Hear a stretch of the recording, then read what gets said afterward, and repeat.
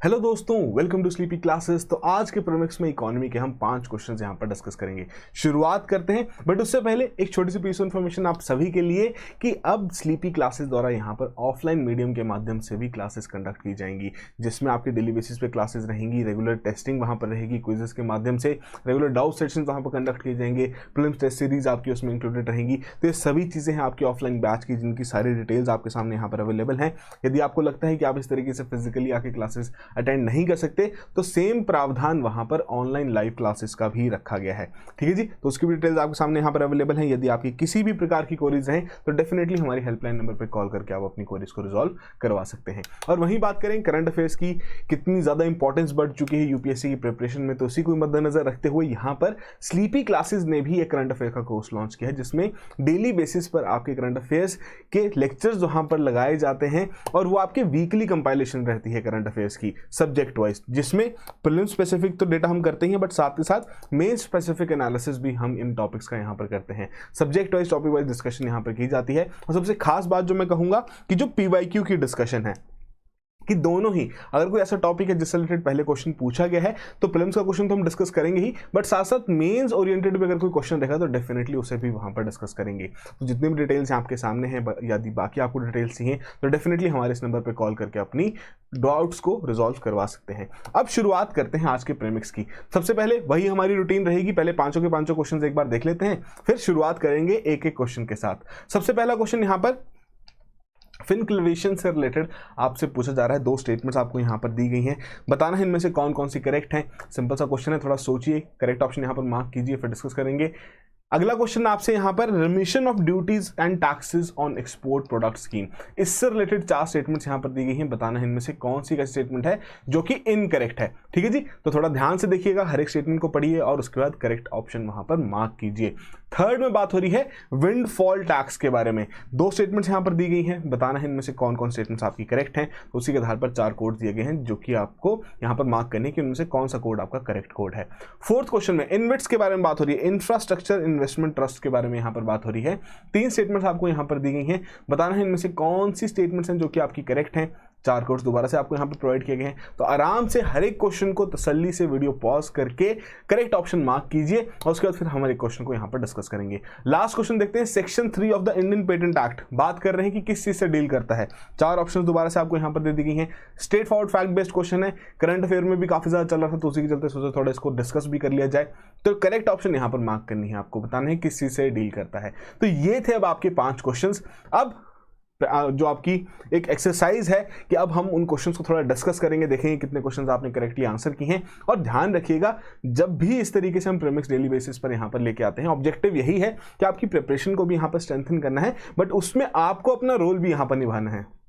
कि जब पहले 5 क्वेश्चन आपने देख लिए हैं तो कोशिश कीजिए कि उन क्वेश्चंस को वहीं पर आंसर कीजिए, एक्सप्लेनेशन का उसका वेट ना कीजिए। पहले ही आंसर करते हुए फिर देखिए आपके कितने आंसर्स वहां पर सही निकले हैं और कितने गलत हुए हैं, ताकि आपको आइडिया रहे और आपको ध्यान में भी रहे, रिटेन भी कर पाए कि कौन कौन से पॉइंट्स आपके वहां पर गलत हुए थे। तो शुरुआत करते हैं पहले क्वेश्चन के साथ। फिनक्लेवेशन के बारे में यहां पर बात हो रही थी, 2 स्टेटमेंट्स यहां पर आपको दी गई थी, बताना था इनमें से कौन कौन सी स्टेटमेंट्स आपकी यहां पर करेक्ट हैं। पहली स्टेटमेंट देखते हैं, कह रहे हैं कि जॉइंट इनिशिएटिव है आरबीआई का एंड डिपार्टमेंट ऑफ पोस्ट का, जो कि कोलैबोरेट करेगा फिनटेक स्टार्टअप कम्युनिटी के साथ, ताकि को क्रिएट कर सके और इनोवेट कर सके सॉल्यूशंस फाइनेंशियल इंक्लूजन के लिए। सेकंड में कह रहे थे कि आपका सिर्फ और सिर्फ डिजिटाइजेशन के ऊपर फोकस करेगा, क्रेडिटाइजेशन के ऊपर ये यहां पर फोकस नहीं करेगा। तो 2 स्टेटमेंट्स थी। तो बेसिकली ये जो कॉन्सेप्ट है कुछ ही समय पहले आपका करंट अफेयर में भी आपने शायद कहीं ना कहीं देखा होगा इसके बारे में।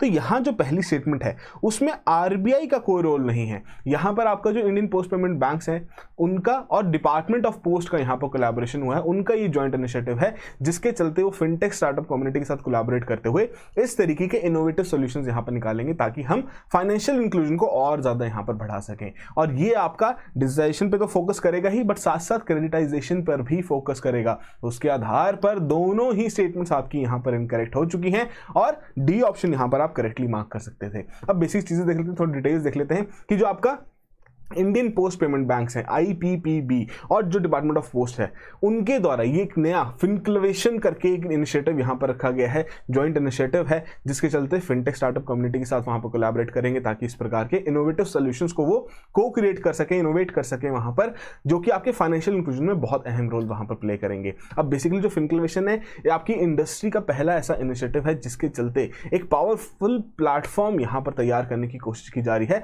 ताकि हम स्टार्टअप कम्युनिटी को भी इस जो हमारी एक एक्सरसाइज चल रही है, एक बहुत लंबे समय का एफर्ट चल रहा है इंडिया का इंक्लूसिव ग्रोथ का, तो उसमें जो फाइनेंशियल इंक्लूजन का पार्ट है तो उसमें ये भी अपनी हिस्सेदारी निभाएं, ये भी अपना यहाँ पर बढ़ चढ़ के हिस्सा लें। ठीक है जी, तो ये बेसिक सी डिटेल्स हैं किस तरीके से दोनों यहाँ पर काम करेंगे। तो बेसिकली यहाँ पर आपके 3 पैरामीटर्स हैं, 3 तरीके के हम वो देख सकते हैं कि लेवल्स हैं जिन पर आपके इस तरीके का एंगेजमेंट रहेगा स्टार्टअप कम्युनिटी का इन 2 ऑर्गेनाइजेशंस के साथ। पहला क्या, क्रेडिटाइजेशन के चलते कि हाँ जी वहां पर हमें छोटे छोटे क्रेडिट्स इंडियन पोस्टल नेटवर्क के थ्रू गांव-गांव तक, ग्रास रूट लेवल तक वहां पर पहुंचाने हैं। फिर वहीं डिजिटाइजेशन का यहां पर रखा गया है कि डेफिनेटली यहां पर जो आपका आईपीपीबी जो काम कर रहा है अब उसको और थोड़ा यहां पर बढ़ाते हुए जो आपकी ट्रेडिशनल सर्विसेज हैं उसका कन्वर्जेंस यहां पर करना है with the digital payment technologies, जैसे कि इसके चलते आपको जो ट्रेडिशनल मनी ऑर्डर सर्विस है वो इंटरऑपरेबल बैंकिंग सर्विस वहां पर बन सके। ठीक है जी, उसके अलावा और कोई भी अगर आपके मार्केट लेड सोल्यूशंस रहेंगे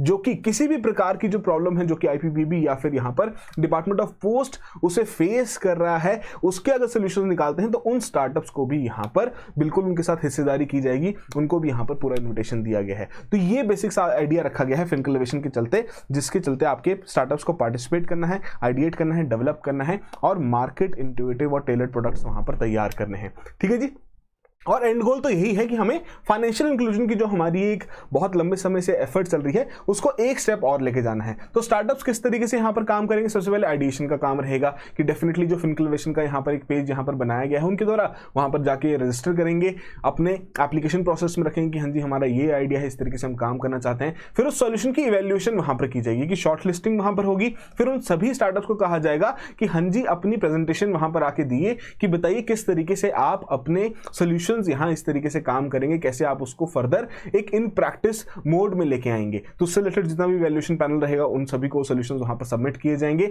फिर उसके बाद काम आएगा सॉल्यूशन डिजाइन ऑन मेंटरिंग का, कि बेसिकली यहां पर जो डिपार्टमेंट ऑफ पोस्ट है और जो आपका आईपीपीबी है इनकी टीम स्टार्टअप्स के साथ यहां पर काम करेगी ताकि जो आइडिया वहां से जनरेट हुआ है, जो आइडिएशन से यहां पर आइडिया जनरेट हुआ है, जो कि फाइनली इवैल्यूएट होके अप्रूव हो चुका है, उसके ऊपर काम करना शुरू किया जा सके। फिर प्रूफ ऑफ कॉन्सेप्ट वहां पर तैयार हो जाएगा कि हाँ जी हम इस तरीके से काम कर सकते हैं और ये इस प्रकार से इन इश्यूज को यहां पर केटर कर सकता है। और इन दी एंड जब सभी चीजें यहां पर सही हो जाएंगी, प्रोटोटाइप यहां पर तैयार हो जाएगा, तो डेफिनेटली उस प्रकार की स्टार्टअप की कोलैबोरेशन आईपीपीबी और डिपार्टमेंट ऑफ पोस्ट के साथ यहां पर हो जाएगी। ऑब्जेक्टिव सिंपल सा है, ध्यान में रखिएगा, कभी भी अगर आपको मेंस से रिलेटेड क्वेश्चन आ जाए तो डेफिनेटली आप वहां पर फिनक्लेवेशन के बारे में बात कर सकते हैं कि यहां पर इस तरीके का इनिशिएटिव भी रखा गया है फाइनेंशियल इंक्लूजन को एक और स्टेप आगे लेके जाने के लिए। तो ये बेसिक सी एक्सप्लेनेशन थी आपके इस क्वेश्चन से रिलेटेड। सेकंड क्वेश्चन में बात करते हैं remission of duties and taxes on export product scheme, RODTEP scheme. अब इसके बारे में आपने काफी बार सुना होगा। तो बेसिकली 4 स्टेटमेंट्स आपको दी गई थी, बताना था इनमें से कौन स्टेटमेंट इनकरेक्ट है। पहली देखते हैं क्या कह रहे हैं। पहली में कह रहे हैं कि ये इंश्योर करेगा कि जो एक्सपोर्टर्स हैं वो रिसीव करें refunds on the embedded taxes and duties जो कि प्रीवियसली आपके नॉन रिकवरेबल थी। तो ये स्टेटमेंट तो बिल्कुल करेक्ट है और ये तो हम एक तरीके से जो प्राइम ऑब्जेक्टिव भी कह सकते हैं इस पर्टिकुलर स्कीम का, कि इसको निकालने, नाम से क्लियर हो रहा है कि रिमिशन हो रही है यहाँ पर ड्यूटीज और टैक्सेस की ऑन एक्सपोर्ट प्रोडक्ट्स। तो डेफिनेटली फर्स्ट स्टेटमेंट करेक्ट है। अब सेकंड स्टेटमेंट, अगर आप करंट अफेयर्स फॉलो कर रहे हैं या आपको पता है ये स्कीम क्यों यहां पर लॉन्च की गई थी, कि पहले मर्चेंडाइज इंडिया एक्सपोर्ट स्कीम यहां पर रखी गई थी जो कि WTO के कंप्लायंस के अगेंस्ट वहां पर जा रही थी, कि उसको मद्देनजर नहीं रख रही थी, उसको वायलेट वहां पर कर रही थी। तो बेसिकली उसी को ही रिप्लेस करते यहां पर RODTEP स्कीम निकाली गई थी जो कि आपकी WTO कंप्लायंट स्कीम यहां पर है। तो डेफिनेटली ये भी करेक्ट है और ये आपकी एडमिनिस्टर की जाती है डिपार्टमेंट ऑफ रेवेन्यू द्वारा। थर्ड स्टेटमेंट भी करेक्ट है। तो काफी चीजें अब तो क्लियर हो गई होंगी कि यहां जो आपकी फोर्थ स्टेटमेंट है कि केमिकल्स एंड जो फार्मास्यूटिकल सेक्टर हैं वो आपके स्कीम में इंक्लूड किए गए हैं, तो ये स्टेटमेंट इनकरेक्ट है कि आपके दोनों ही सेक्टर्स यहाँ पर इंक्लूड नहीं किए गए हैं। ये बेसिकली जो स्कीम यहाँ पर रखी गई है ये किसके लिए रखी गई है कि जिनका एज सच इतना ज्यादा एक्सपोर्ट अभी तक नहीं हो पा रहा, बट ये जो दो सेक्टर्स हैं इनका एक्सपोर्ट काफी हैवीली एक मेजर पोर्शन वहां पर ये होल्ड करके बैठे हैं हमारे एक्सपोर्ट पोर्टफोलियो का, तो डेफिनेटली इन सेक्टर्स को यहाँ पर इंक्लूड नहीं किया गया है। और रिसेंटली सरकार द्वारा भी एक नोटिफिकेशन निकाली गई थी जिनमें इन सेक्टर्स को इंक्लूड नहीं किया गया था, क्योंकि पहले कुछ समय से काफी प्रेशर यहाँ पर बन रहा था सरकार के ऊपर कि इन सेक्टर्स को भी इस पर्टिकुलर स्कीम के अंतर्गत यहाँ पर इंक्लूड किया जाए। बट जिस प्रकार से फार्मास्यूटिकल सेक्टर के बारे में ही बात करें, कोविड-19 के बाद बहुत ज़्यादा बूस्ट आया है इनके एक्सपोर्ट्स में, तो डेफिनेटली अब इनको यही कहा जा रहा है कि एनजी अभी तो बिल्कुल सेल्फ रिलायंट बन चुके हैं, अच्छे से परफॉर्म करें, तो इन्हें इस प्रकार की स्कीम की यहाँ पर आवश्यकता नहीं है। ये उन सेक्टर्स के लिए हम यहाँ पर रखेंगे जिनका इतना ज़्यादा एक्सपोर्ट अभी नहीं हो पा रहा, पोटेंशियल है, और उस प्रकार से जब उन्हें इस प्रकार के एक्सपोर्टर्स को इस प्रकार से रिफंड्स वहाँ पर दिए जाएंगे एम्बेडेड टैक्सेस और ड्यूटीज़ के, तो डेफिनेटली उसके चलते वो अपने एक्सपोर्ट्स को भी वहाँ पर बूस्ट कर पाएंगे। तो उसी के आधार पर यहाँ पर आपकी डी स्टेटमेंट करेक्ट है कि ये स्टेटमेंट इनकरेक्ट है। ठीक है जी, एक्सप्लेनेशन बेसिक सी है कि स्कीम आपकी इंट्रोड्यूस की गई थी ऑब्जेक्टिव के साथ कि न्यूट्रलाइज करने हैं टैक्सेस एंड ड्यूटीज जो कि आपके एक्सपोर्टेड गुड्स वहां पर सफर करते हैं, which are otherwise not credited, ना ही वो रेमिटेड कर पाते हैं, ना ही रिफंड हो पाते हैं in any manner, and remain embedded in the export goods, कि उनकी कॉस्ट जो है वो एक्सपोर्ट जो वहां पर टैक्सेस है उनके साथ ही वहां पर फर्दर आगे पहुंच जाती है।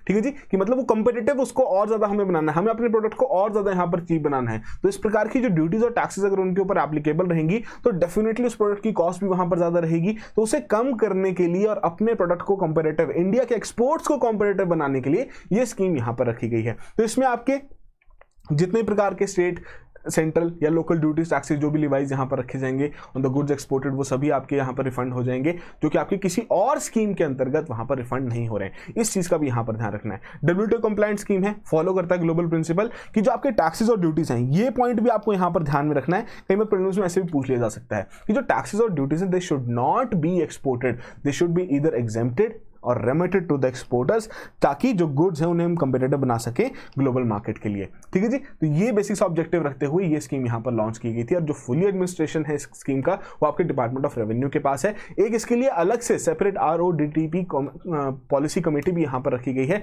जो कि डायरेक्टर जनरल जो है आपके फॉरेन ट्रेड के, उनके द्वारा यहाँ पर चेयर की जाती है, और ये रिस्पॉन्सिबल है for the determination of the ceiling rates under the scheme, कि किस रेट के हिसाब से यहाँ पर रिफंड प्रोवाइड करना है। तो ये भी इंपॉर्टेंट पॉइंट हो सकता है, प्रीलिम्स में पूछ लिया जा सकता है। तो इसमें जितने भी सेक्टर्स हैं वैसे तो सभी एप्लीकेबल यहाँ पर एंजॉय कर सकते हैं इस चीज के बेनिफिट्स, बट सरकार द्वारा यहाँ पर टाइम टू टाइम इस प्रकार की नोटिफिकेशन निकाली जाती है कि कौन से सेक्टर्स इस पर्टिकुलर स्कीम को यहाँ पर एंजॉय नहीं कर सकते। तो उसी के ही चलते सरकार ने यहाँ पर iron and steel, chemicals and pharmaceuticals को, जो कि आपका India 5th largest exporter contributor है, उसको इस स्कीम से अभी तक यहाँ पर बाहर रखा है। आने वाले समय में देखते हैं किस तरीके से इन पर्टिकुलर सेक्टर्स को भी यहाँ पर इंक्लूड किया जाता है, नहीं किया जाता है। ठीक है जी, और जितने भी आपके लेबर इंटेंसिव सेक्टर्स जो रहते हैं जो कि एंजॉय करते हैं benefits under the MEIS scheme will be given a priority, क्योंकि ये स्कीम आपकी बंद हो चुकी है, तो डेफिनेटली उसी के अगेंस्ट, उसी के रिप्लेसमेंट में आपकी RODTP यहाँ पर निकाली गई थी, तो सबसे पहले उन्हें ही यहाँ पर प्रायोरिटी दी जाएगी, उन्हीं सेक्टर्स को यहाँ पर प्रायोरिटी दी जाएगी। तो आई होप आपने इस क्वेश्चन को यहाँ पर करेक्टली मार्क किया हो। Third question, windfall tax. अब ये भी चीज जो आपने टर्म है डेफिनेटली कहीं ना कहीं न्यूज में सुनी होगी, 2 स्टेटमेंट्स दी गई थी, बताना था इनमें से कौन कौन सी करेक्ट है। पहले में कह रहे हैं कि टैक्स है जो कि सरकार द्वारा वहां पर लगाया जाता है अगेंस्ट सर्टेन इंडस्ट्रीज, जब इकोनॉमिक कंडीशंस अलाउ करती हैं उन इंडस्ट्रीज को to experience above average profits. Second में कह रहे हैं the increase in the export tax of any community will indirectly help in gradual fiscal consolidation. तो अब ये देखिए 2 स्टेटमेंट्स यहां पर आपको दी गई थी, बताना था इनमें से कौन कौन से करेक्ट हैं। तो विंडफॉल टैक्स बेसिकली बिल्कुल करेक्टली बता रहा है कि जब भी कोई ऐसी सिचुएशन आएगी कि जी हाँ, जैसे कि अभी हम उसको एग्जांपल के तौर पे भी आप समझ भी जाएंगे कि हम किसके कंटेक्स्ट में यहाँ पर बात कर रहे हैं, कि पर पहले विंडफॉल टैक्स की जो एक बेसिक डेफिनेशन है कि जब भी ऐसी सिचुएशन आएगी कि वहाँ कुछ ऐसी इंडस्ट्रीज हैं वो अबव एवरेज प्रॉफिट्स यहाँ पर जनरेट कर रही है, कि बहुत सारा प्रॉफिट यहाँ पर जनरेट कर रही हैं और बाकी इंडस्ट्रीज उस प्रकार से नहीं कर पा रही, तो सरकार यहां पर इस प्रकार का टैक्स इंपोज करते हुए वहां से थोड़ी बहुत आमदनी करने की कोशिश करता है। तो पहली स्टेटमेंट तो आपकी इसमें बिल्कुल करेक्ट है। सेकंड की जो यहां पर बात हो रही है, ये भी बिल्कुल करेक्ट स्टेटमेंट यहां पर बताई गई है कि इंक्रीज जब किया जाता है किसी भी तरीके से इन the export tax of any commodity, तो इट इनडायरेक्टली हेल्प करता है in the gradual physical consolidation. Gradual physical consolidation का या फिजिकल कंसोलिडेशन का मतलब वहां पर क्या हुआ कि हमें अपने फिजिकल डेफिसिट को यहां पर रिड्यूस करना है। ठीक है जी, तो डेफिनेटली जब सरकार वहां पर पैसा कमाएगी, जो उनके पास रेवेन्यू ज्यादा अकोमुलेट होंगे, तो उस प्रकार से फिजिकल कंसोलिडेशन का ऑब्जेक्टिव भी यहां पर पूरा होगा। तो दोनों स्टेटमेंट्स यहां पर करेक्ट थी और उसी के आधार पर सी ऑप्शन यहां पर करेक्ट ऑप्शन थी। तो बेसिकली क्या है, विंडफॉल टैक्स एक आपके तरीके का हायर टैक्स रेट यहां पर लगाया जाता है ऑन सडन बिग प्रॉफिट जो कि आपके लिवाई किए जाते हैं ऑन अ पर्टिकुलर कंपनी या फिर इंडस्ट्री के ऊपर। तो सरकार ने क्या किया रिसेंटली ही कि यहां पर इंपोज कर दिया 6 रुपए प्रति litre tax on export of petrol और जो आपका एविएशन टर्बाइन फ्यूल वहां पर एक्सपोर्ट किया जा रहा था, और 13 रुपए प्रति लीटर आपका टैक्स यहां पर डीजल के एक्सपोर्ट पर लगा दिया गया। अब बेसिकली ये इस तरीके का एक्सपोर्ट यहां पर क्यों लगाया गया, क्योंकि आप तो सोच रहे होंगे कि हाँ जी हमें तो इस प्रकार से हमारे देश में इतना महंगा मिल रहा है तो हम अपनी कंजम्पशन को यहां पर पूरा क्यों नहीं कर रहे। तो बेसिकली उसी को ही एक हिंट देने के लिए डायरेक्टली तो आप इन सभी कंपनीज को यहां पर नहीं कहेंगे कि आप अपना प्रोडक्ट एक्सपोर्ट नहीं कीजिए, इंडिया में ही बेचिए, उस हिसाब से हम उसका प्राइस भी हम थोड़ा बहुत कंट्रोल कर सकते हैं इन सभी पेट्रोल और डीजल का। जी नहीं, इनके द्वारा यहां पर टैक्स बढ़ा जाएगा ताकि थोड़ा उनको डिस्करेज किया जाए, ताकि वो फर्दर वहां पर एक्सपोर्ट ना करें। क्यों, क्योंकि बेसिकली यहां पर ये जितनी भी इंडियन ऑयल कंपनीज थी, अब उनके द्वारा बहुत ज्यादा प्रॉफिट यहां पर कमाया जा रहा था। क्यों, क्योंकि आपकी जितने भी डिस्ट्रेस रीजन्स हैं जहां पर आपके इस तरीके के ऑयल की अवेलेबिलिटी नहीं है, जो कि मेनली आपके रशिया और यूक्रेन के ऊपर वहां पर डिपेंडेंट थे। अब वहां पर तो पॉलिटिकल सिनेरियो जो चल रहा है आपको पता ही, कॉन्फ्लिक्ट चल रहा है, तो डेफिनेटली उसके चलते उनके जितने भी ऐसे कमोडिटीज थी उन पर इंपैक्ट पड़ा है, उनके एक्सपोर्ट इंपोर्ट पर, वहां पर पूरे ट्रेड पे ही यहां पर इंपैक्ट पड़ा है। तो डेफिनेटली उसके चलते यहां जो इंडियन कंपनीज थी वो बहुत सारा पैसा वहां से कमा रही थी। ठीक है जी, अच्छा पैसा वहां से मिल रहा था, अच्छा प्रॉफिट वहां से कमा पा रही थी। तो उसी के ही चलते ये आपका एक्सपोर्ट टैक्स यहां पर बढ़ा दिया गया, जिसे हम विंडफॉल टैक्स यहां पर कहेंगे कि बहुत सारा पैसा, ज्यादा प्रॉफिट जो कि अबव एवरेज प्रॉफिट्स यहां पर कमा रहे थे, तो उसी के चलते ये टैक्स यहां पर इंपोज कर दिया ताकि उनको थोड़ा डिस्करेज किया जाए कि ऑलरेडी इंडिया में शॉर्टेज है, आप यहां पर ज्यादा से ज्यादा उस प्रकार से पैसा खर्च कीजिए। तो उसी तरीके से जो आपका फोर्थ क्वार्टर था फाइनेंशियल 2022 का, जो आपका ONGC है उन्होंने रिपोर्ट किया था 10% rise in the net profit. ठीक है जी, अब किस तरीके से आप यही देख सकते हैं कि किस प्रकार से यहां पर फाइनेंशियल ईयर 2022 में ONGC और ऑयल इंडिया ने कितना यहां पर प्रॉफिट जनरेट किया है। ठीक है जी, कि बहुत ज्यादा प्रॉफिट है, पहले से काफी ज्यादा यहां पर प्रॉफिट जनरेट हुआ है, तो उसी चलते विंडफॉल टैक्स यहां पर लगाया गया है। फिर जो सेकंड स्टेटमेंट की बात हुई थी कि फिस्कल कंसोलिडेशन के ऊपर इनडायरेक्टली इंपैक्ट करेगा या नहीं करेगा, तो ये जितना भी टैक्स रहेगा ये आपकी जो अपस्ट्रीम फर्म्स है उनके द्वारा यहां पर अब्जॉर्व हो जाएगा, और जो आपके रिफाइनर्स हैं उन तक ये पास नहीं किया जाएगा, क्योंकि वो तो अपना जो तेल वहां पर बेचते हैं वो इंटरनेशनल प्राइसेस के हिसाब से वहां पर बेचते हैं। तो मतलब जो कंज्यूमर्स का बजट है उस पर इंपैक्ट नहीं पड़ेगा कि इस टैक्स का जो कंज्यूमर के लेवल तक जो प्राइस वहां पर मिल रहा है उस पर यहां पर इंपैक्ट नहीं पड़ेगा। बट डेफिनेटली एक्सचेकर को हेल्प करेगा। किस तरीके से, कि जैसे कि आपको पता है सरकार ने अब इन्फ्लेशन का जो हम ये दौर देख रहे हैं इस टाइम, जिसमें नंबर ऑफ कमोडिटीज के प्राइसेस वहां पर राइज कर रहे हैं, जिनमें से आपका पेट्रोल और डीजल भी एक ऐसी चीज है। तो सरकार ने यहां पर क्या किया था, एक्साइज ड्यूटीज के कट्स यहां पर लगाए थे पेट्रोल और डीजल पर। अब उसके चलते उनकी आमदनी तो यहां पर कम हो गई थी, बट वो चाह रहे थे कि कंज्यूमर तक एक अच्छे प्राइस पर वहां पर पहुंचे, कि कंज्यूमर को एकदम जो इस तरीके का शॉक जो यहां पर आ रहा है प्राइस चेंज में, वो कंज्यूमर को डायरेक्टली वहां पर बियर ना करना पड़े। तो उस चक्कर में इन्होंने क्या किया था कि एक्साइज ड्यूटी कट्स वहां पर लगा दी थी, एक्साइज ड्यूटी यहां पर कम कर दी थी पेट्रोल और डीजल में।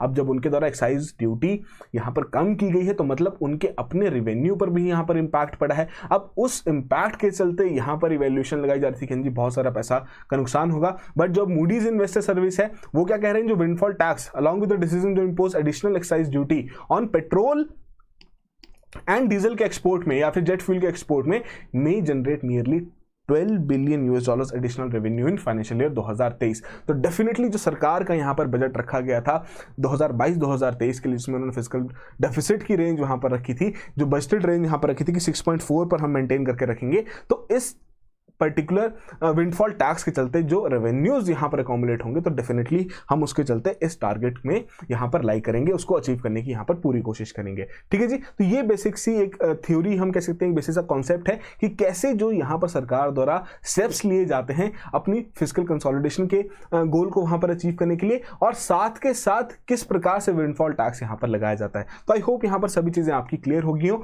एंड आई ऑल्सो होप कि आपने इस क्वेश्चन को करेक्टली यहां पर मार्क किया हो। वहीं बढ़ते हैं फोर्थ क्वेश्चन के ऊपर इनविट्स के बारे में बात हो रही है। बहुत बार हम इस चीज के बारे में डिस्कशन भी कर चुके हैं, बट 3 स्टेटमेंट्स दोबारा देख लेते हैं, बताना इनमें से कौन कौन सी करेक्ट है। पहली स्टेटमेंट में कह रहे हैं कि आपकी जो इनविट्स रहती है उनकी लोअर लिक्विडिटी रहती है देन द रेट्स। सेकंड में कह रहे हैं जो आपके इनविट्स हैं they can only be publicly listed. Third में कह रहे हैं कि इनविट्स जो आपके एस्टैब्लिश किए जाते हैं as a trust settled by a sponsor under the Indian Trust Act of 1882 and certification of registration जो है इनविट्स को वहां पर चाहिए होता है, जो कि सेबी द्वारा वहां पर ऑब्टेन करना पड़ता है। तो ये 3 स्टेटमेंट्स यहां पर दी गई थी, जिसमें से आपको बताना था कि कौन कौन सी करेक्ट है। अब रेट्स और इनविट्स में से कौन ज्यादा लिक्विडिटी इंश्योर करता है, किसी ज्यादा लिक्विडिटी रहती है, वो तो आपको बस 2 मिनट में यहां पर पता लग जाएगा। पर अभी के लिए अगर हम बात करें तो इनविट्स डेफिनेटली आपकी लो लिक्विडिटी वहां पर रहती है देन द रेट्स। सेकंड में जो बात हो रही है कि इनविट्स आपके सिर्फ और सिर्फ पब्लिकली लिस्टेड रहते हैं, तो ये स्टेटमेंट आपकी यहां पर इनकरेक्ट है। जी नहीं, प्राइवेटली भी आपको उसको लिस्ट कर सकते हैं या प्राइवेटली भी अनलिस्टेड भी चलते हैं। उसके अलावा जो थर्ड स्टेटमेंट है बिल्कुल करेक्टली यहां पर बताया गया है। अब एक्ट का यहां पर ध्यान रखना, यहां पर तो आपको करेक्ट आ गया, मान लीजिए किसी और एक्ट का यहां पर मेंशन कर दिया, तो एक्ट को थोड़ा ध्यान रखिए कि कौन से ट्रस्ट एक्ट के अंतर्गत यहां पर इनकी रजिस्ट्रेशन यहां पर हो रही है, किसके अंतर्गत इनकी स्थापना यहां पर की जा रही है। तो फर्स्ट और थर्ड स्टेटमेंट यहां पर करेक्ट है और उसी के आधार पर यहां आपकी डी ऑप्शन करेक्ट ऑप्शन है। तो बेसिकली इन्वेस्ट क्या है, इंफ्रास्ट्रक्चरल इन्वेस्टमेंट ट्रस्ट, जो कि आपके इन्वेस्टमेंट इंस्ट्रूमेंट्स यहां पर रहते हैं, जैसे कि म्यूचुअल फंड्स काम करते हैं उसी तरीके से ये भी यहां पर काम करते हैं और सेबी द्वारा ही यहां पर रेगुलेट भी किए जाते हैं। तो क्या है, एक तरीके का एक व्हीकल यहां पर तैयार किया गया है जो कि पैसा पूल करेगा, स्मॉल सम्स वहां पर लेते हुए अलग अलग इन्वेस्टर से, जो कि इन्वेस्ट करेंगे in an income generating assets. अब जो रेट्स हैं, ठीक है जी, उसी प्रकार से रेट्स भी रहती हैं और उसी प्रकार से इन्वेस्ट भी रहती हैं, काफी एक तरह भाई बहन हम इन्हें यहां पर कह सकते हैं। तो रेट्स जो रहती हैं की जो इन्वेस्टमेंट वहां पर की जाती है वो real estate, commercial real estate properties में मोस्टली वहां पर इन्वेस्ट किया जाता है, ठीक है जी।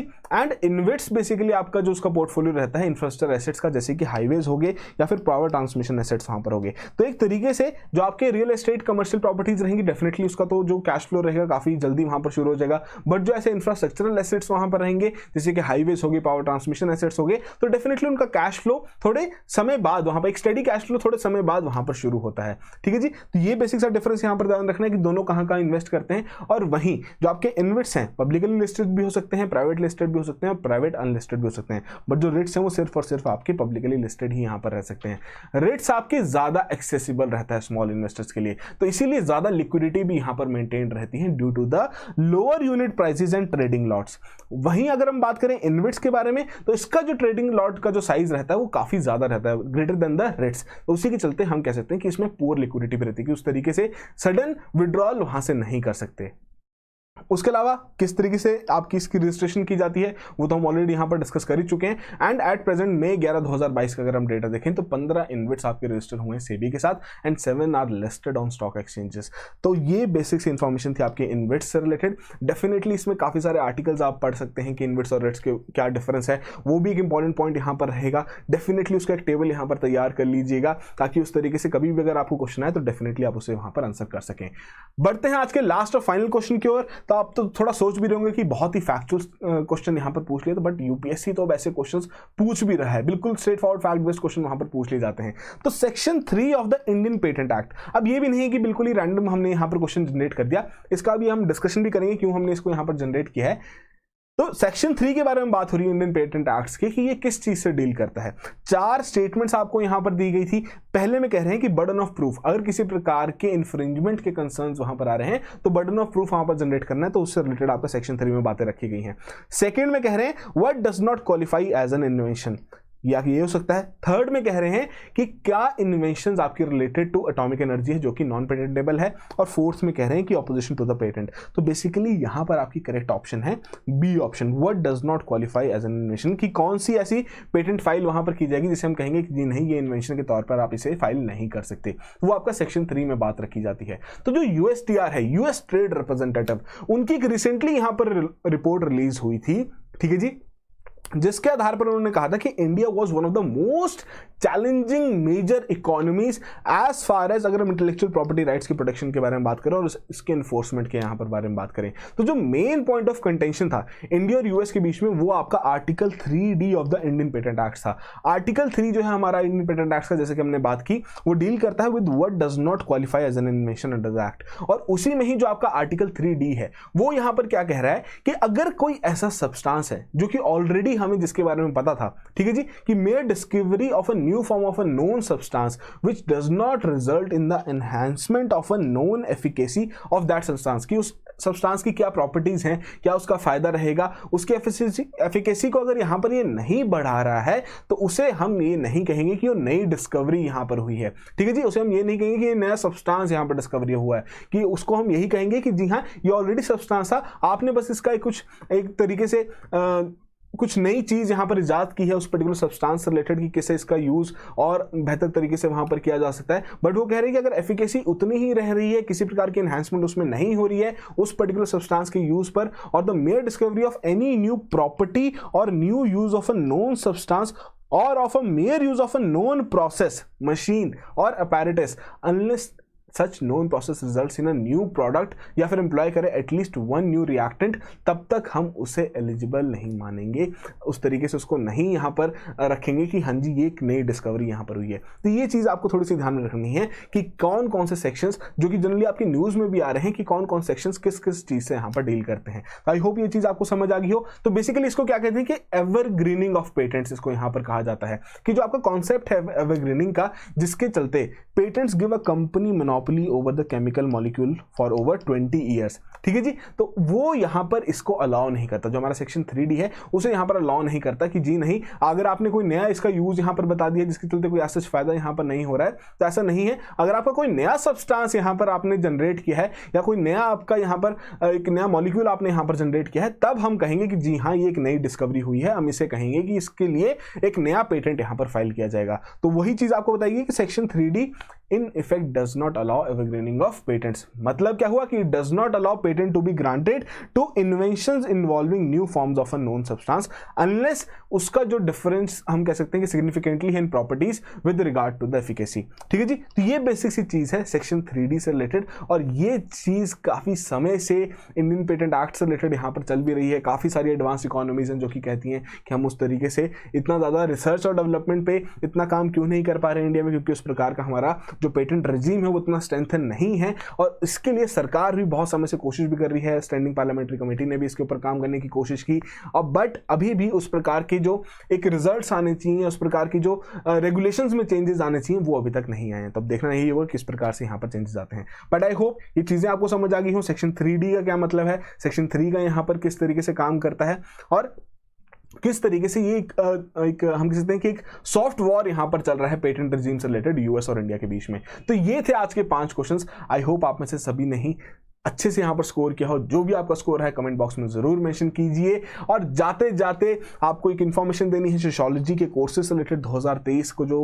मद्देनजर रखते हुए यहाँ पर कोर्सेज डिजाइन किए गए हैं। 3 तरीके के कोर्सेज, एक आपका विद आंसर इवैल्यूएशन है, एक विदाउट आंसर इवैल्यूएशन है यहाँ पर, ठीक है, और एक आपका ब्रह्मास्त्र कोर्स जिसे मैं कहूँगा कंप्लीट मेंटरशिप। बट इसमें जो एनरोलमेंट है वो आपके टेस्ट बेसिस पर यहाँ पर रहेगी। अब इससे रिलेटेड जितनी भी डिटेल्स आपके सामने यहाँ पर अवेलेबल है, आपको पता है काफी अच्छा स्कोर 288 286 तक का स्कोर हमारे कंटेंट द्वारा यहाँ पर प्रोड्यूस किया गया है। तो डेफिनेटली आपके लिए इंपॉर्टेंट रहेगा अगर आपको सोशियोलॉजी ऑप्शन है कि आप इस कोर्स में यहाँ पर एनरोल हों। सभी डिटेल्स आपके सामने, यदि आपकी कोई भी क्वेरीज रहे तो हमारा टोल फ्री नंबर तो यहाँ पर अवेलेबल है ही, आप डेफिनेटली इस पर कॉल करके अपने क्वेरीज को रिजॉल्व करवा सकते हैं। सो दैट विल बी ऑल। इसी तरीके से अच्छे से डेली बेसिस पर 5 क्वेश्चन अटेम्प्ट करते रहिए। आपकी प्रीलिम्स की प्रिपरेशन यहाँ पर जरूर स्ट्रेंथन होगी और आपको भी कॉन्फिडेंस आएगा कि हाँ मैंने 5 क्वेश्चन अटेम्प्ट किए हैं, उसमें से मेरे इतने करेक्ट हुए हैं। और एक तरीके से अगर आपने ये चीजें पहले ही पढ़ी हो तो आपके लिए डेफिनेटली एक रिवीजन भी यहां पर हो जाता है। ठीक है जी। So that will be all the very best. Have a good preparation.